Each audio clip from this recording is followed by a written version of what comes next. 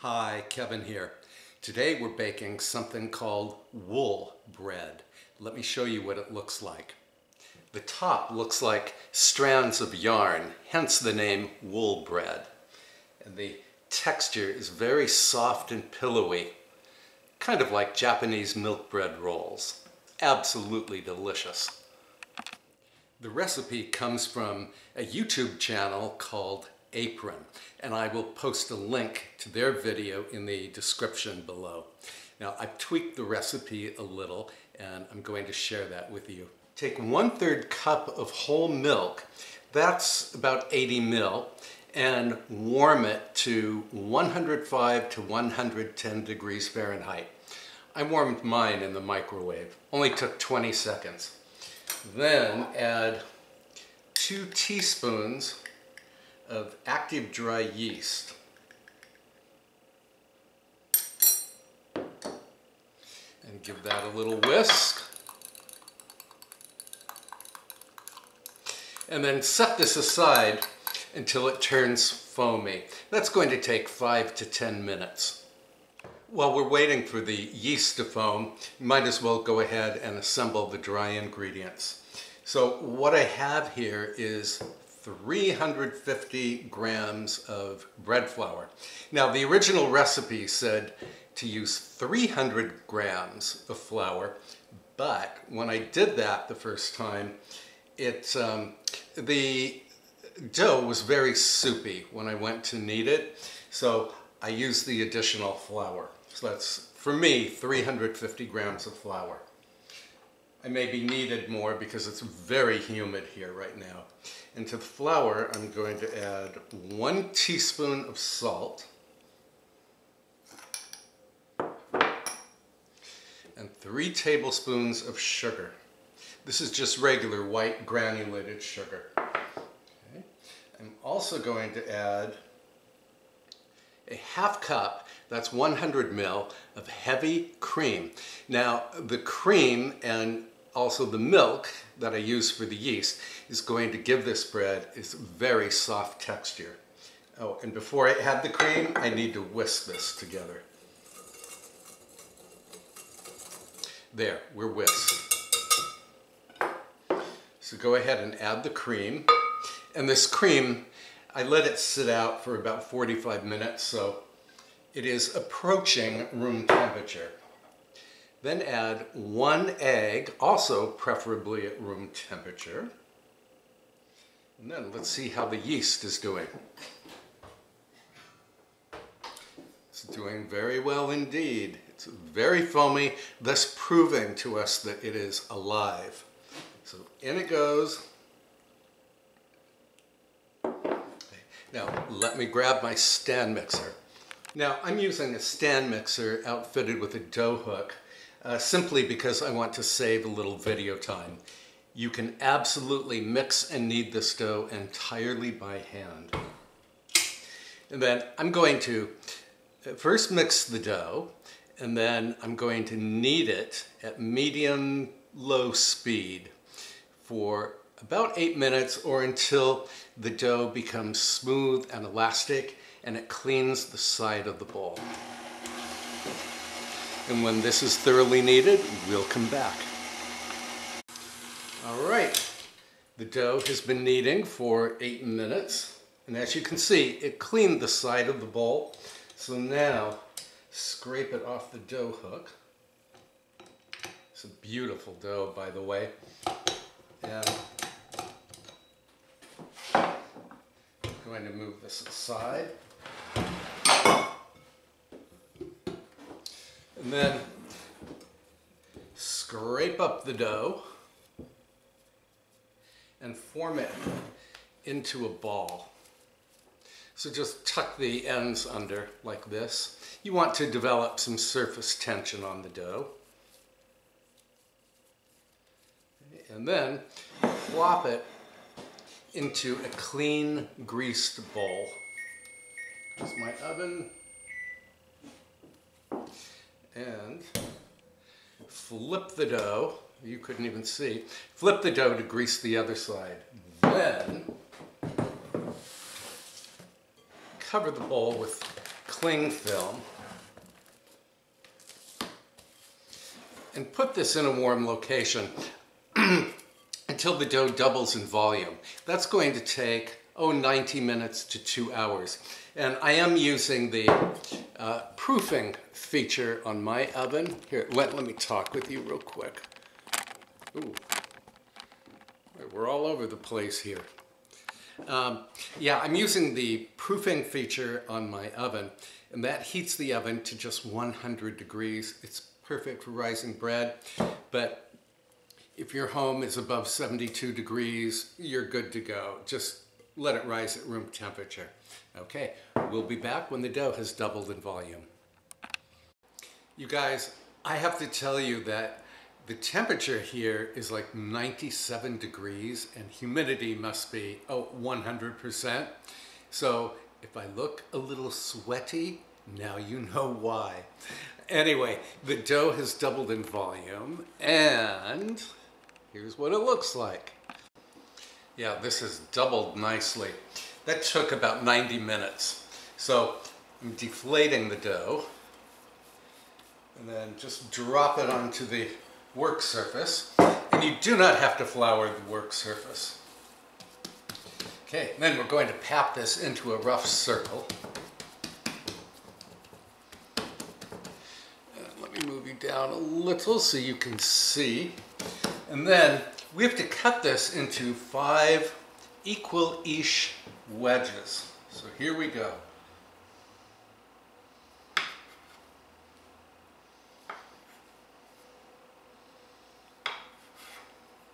I'm using my bench scraper here. Equal-ish pieces. You don't have to be exact here. Let's see. Okay, so one of my rolls is going to be bigger than the others, and that's perfectly fine. So transfer these over to a sheet of cling film, and then I'm going to form these into rolls. So what you do is flatten them out, and then tuck the ends under. We've done this many times because we've made so many different dinner rolls. We've made Japanese bread rolls. What we're doing here is creating surface tension. So you want the top of the ball to be quite taut. Then put it on the work surface and cup your hand and just roll the ball. This will give you a perfect little sphere. I'll do one more for you. Tuck the ends under. This is very easy to do.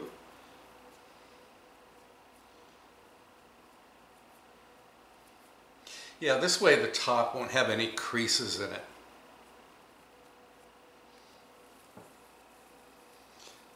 There we are. Okay, I'll finish the remaining dough and then I'll come right back. Okay, the balls are all made. So now cover them with cling film. And let them rest for 15 minutes. What we're doing is relaxing the gluten so the balls will be easy to roll out. Okay, now before you roll out and form the dough, what you need is a baking dish, preferably a springform pan like this one. A springform pan has a latch that releases the bottom. This way it's very easy to unmold the bread after it's finished baking. And you do want to grease this well. And then, as anti-stick insurance, put a cutout round of parchment paper in the pan. Okay, now we're going to form the bread. So I'm just transferring these balls over to a sheet of cling film. And then take one of the balls, flatten it out, and then roll it into a rough oval or even rectangle. And it should be approximately 9 inches long by 5 inches wide. And this dough is really easy to roll out, mercifully.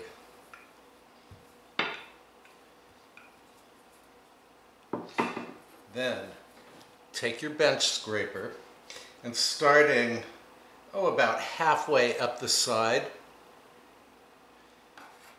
make little thin cuts, like julienne cuts, about an 1/8 inch thick, all along the upper half of the oval or rectangle. If you're into crafting, you'll really enjoy making this bread. I'm not into crafting, but I love making this bread. Okay, then I wanted to tell you that in the original recipe, the baker put some chopped cranberries in this uncut area, and I've seen other people put chopped chocolate in here, but I'm not going to use any of those extra ingredients. I just want plain wool bread. So now, take the bottom half, form it into a triangle, and then roll it up like this.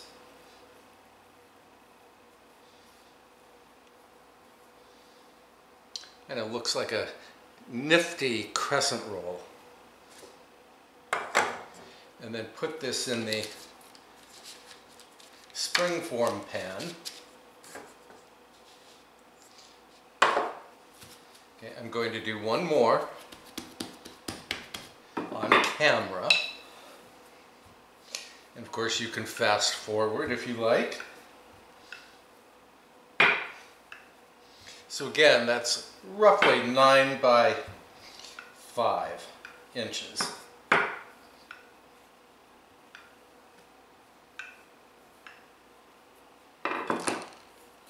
And then make the cuts. This is really fun to do, you guys. And I hope you can see all right. It was so hot here today that I didn't want to set up all the lights and get out the big monitor. I'm just using my camcorder to film this video. There it is. It's kind of neat. Looks almost like a little face. You could put little eyes and a nose and a smile here. Roll it up.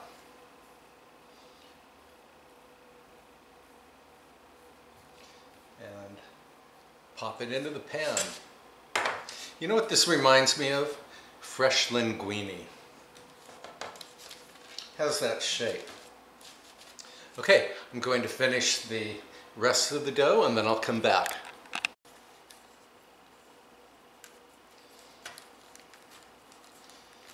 And there we have it. Okay, and then cover this with cling film.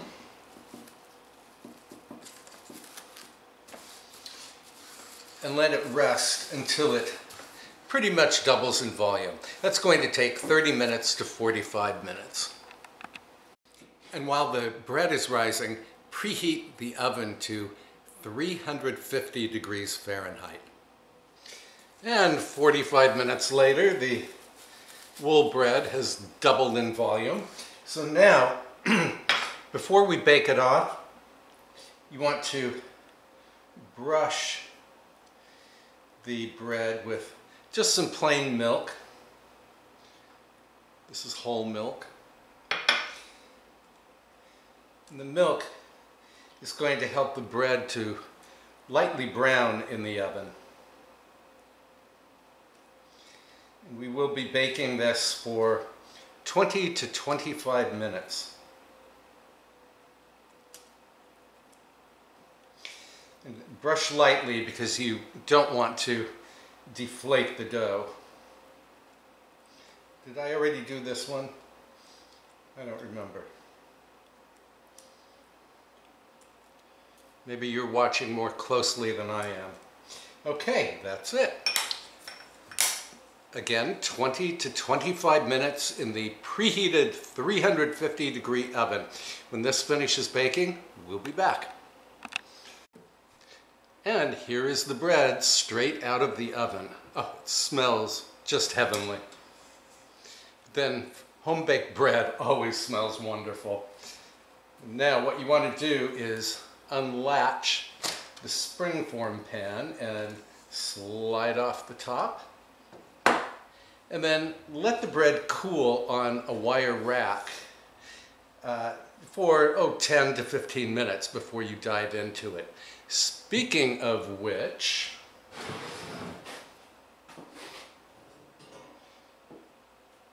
I have a confession to make. Every time I turned off the camera, I attacked the loaf that I showed you earlier. And look at this. This is so good, you guys. And you can just pull off very small sections of it. So you trick yourself into thinking you're not having many carbs.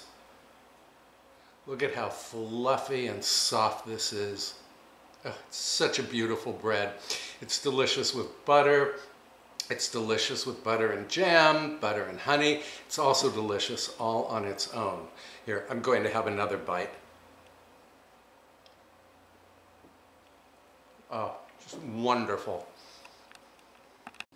So I hope you will give this lovely wool bread a try someday. Totally delicious, really easy to make. It's also fun to make. And thank you so much for watching.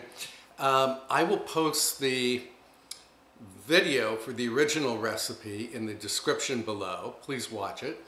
And what else did I want to say? Oh yes, please like and subscribe and tap the little bell icon so you can receive notifications every time I post a new video. All right, thanks again for watching. I'll see you next time. Bye for now.